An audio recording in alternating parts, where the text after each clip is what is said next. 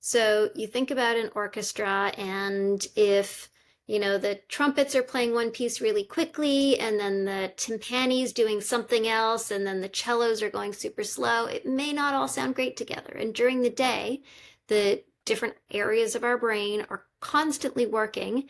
And so our brain waves, when you look at spectrograph, when you look at the basic distribution of your brain waves, you're going to see an experience that's kind of all over the place. You're going to see high beta when you're thinking. You're going to see different parts of your brain having different brainwave amplitudes at different times and brainwave frequencies. So it's kind of not chaotic, but it's very busy. When we go into sleep, our brain kind of moves into a concert where everyone starts to play the same note. So imagine, the orchestra, some's playing beta waves, the alpha waves, the theta waves, different parts are playing different things. As you move into sleep, all of that starts to come into one symphony. And it begins with the closing of your eyes. When you close your eyes, you see an increase in alpha brainwave frequency.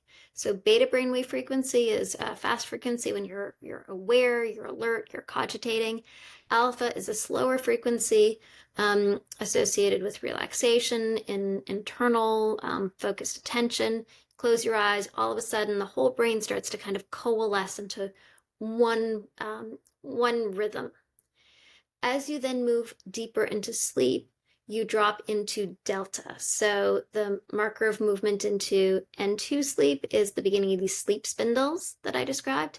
And that's a very collected, orchestrated spiking activity, which is bringing your brain's network online and activating it in a particular way that we think is associated with memory processing and consolidation.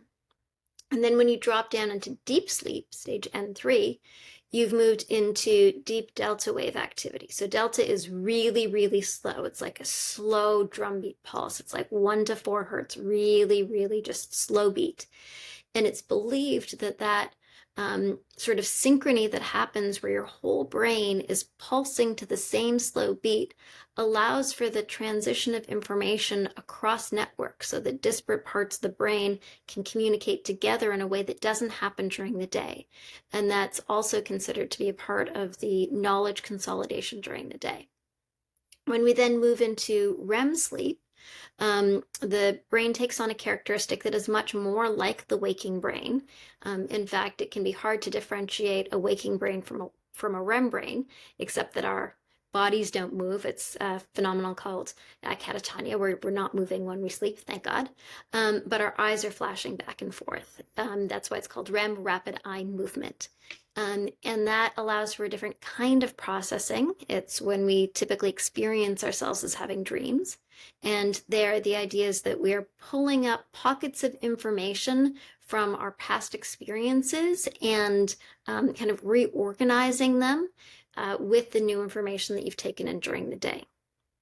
And it's another part that's responsible both for memory consolidation and processing as well as emotional processing.